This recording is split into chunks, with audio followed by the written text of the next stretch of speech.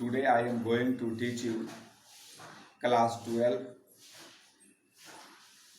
poetry number 2, an elementary school classroom in a slum. This is a famous important poetry for you. This poetry is written by Stephen Spencer.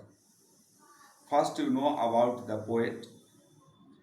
Stephen Spencer was a great English poet. He was not only a poet but he was an essayist also.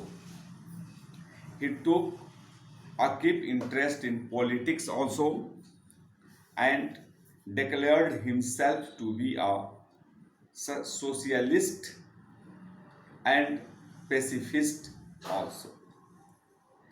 In this poetry, he described about the real position of slum, real position of students of slum, and he also exposed the real condition and social injustice, inequality of classroom. Through the example of slum children, he attacks those who are exploiting the weaker section of society. So, you find a very keen observation of social injustice in this poetry. First, I want to read out the first stanza of this poetry, so please listen carefully. Far, far from gusty waves, these children's faces, like rootless weeds, the hair torn round their pallor, the tall girl with her weighted down head, the paper seeming boy with rat's eyes, the stunned unlucky hair of twisted bones, reciting a father's garage disease. His lesson from his desk at back of the dim class, one unrooted, sweet and young, his eyes lived in a dream of a squirrel's game in squirrel games in three room other than this. In the first stanza, poet describes about the condition of slum children who present in classroom, and he also described the pathetic and miserable condition of slum children. The children are sitting in a room in a slum. They are far away from the beautiful sights of nature. They took weak and hungry. Their unkempt hair being like rootless weeds of pale faces. A tall girl in the classroom, her weighted down head, our poet also described a paper slim boy. The eyes of that boy is like a rat's eyes, means big or beautiful eyes. The stunted, unlucky hair, their hair was twisted. Bones are also twisted, and he remembered he reciting her father's disease. He was in deep sorrow. He was thinking about his father's disease. His face became pale.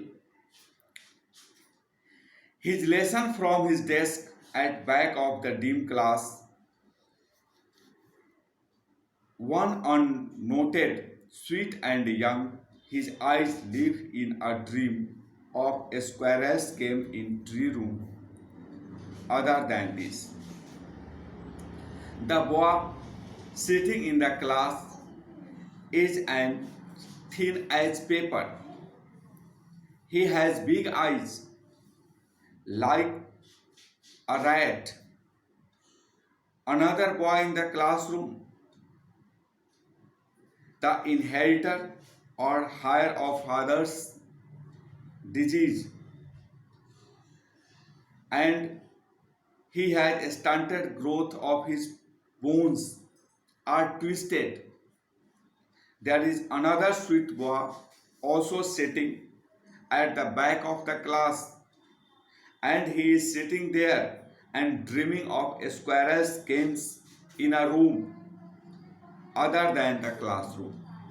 Means no any students who present in the classroom are concentrated to their study. No anyone, they all are in grief. They all are in very weak position. They also show the real condition. Their face became pale. Their body is like a twisted paper, like a thin paper. Their bones are twisted. Means this shows the real condition of our slum children. So through these poetries, through these lines, poet exposed the real condition of weak people, and he also wanted to expose the views of politicians, and he also wanted to show the exploiting position of weaker section of the society. In the second stanza, you find on sour cream walls donations, Shakespeare's head cloudless at dawn, civilized dome, riding all cities, belled flowers, tireless valley, open-handed map, awarding the world its world, and yet for these children, these windows, not this map, their world where all their futures painted with a fog, a narrow street sealed in with a lead sky, far, far from rivers, caves, and stars of the world. Words. In the second stanza, poet describes about the pale and dirty classroom. There was many taunted items have been put up. This represents the world of the rich and prosperous. There is a picture of Shakespeare on the wall. The domes of big cities represents the quality of life in those cities.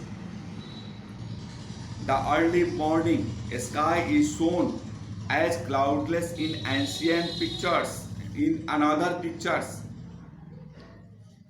there is also a picture of the beautiful tireless valley adorned with flowers, the pictures of the map which divided the world into countries. Big and small symbolically gives the children the world, the whole world. But all these pictures have no meaning to these children, these slum children. The word depicted on these walls is not the world of these children. Their world does not contain huge domes of or prosperity. Unfortunately, their world is painted with fog. The fog is a hopeless and hunger. Fog denoted the hopeless future and their hunger also. Their pictures is grim and sealed with a dark and dull sky. The poet again says that their world is far away from the actual world of rivers and caves. These things are the stars in the sky which they cannot touch. Means through these lines, poet describes about the world, about the present situation of the world, about the beautiful situations of the world, but the children of slum are far from the real world. The big cities, domes, and valleys, these all are the symbol of the present world, the modern world. Or in this modern world, a big section of slum children are far from these modern things. So today I stop my lecture, and next class I complete this poetry.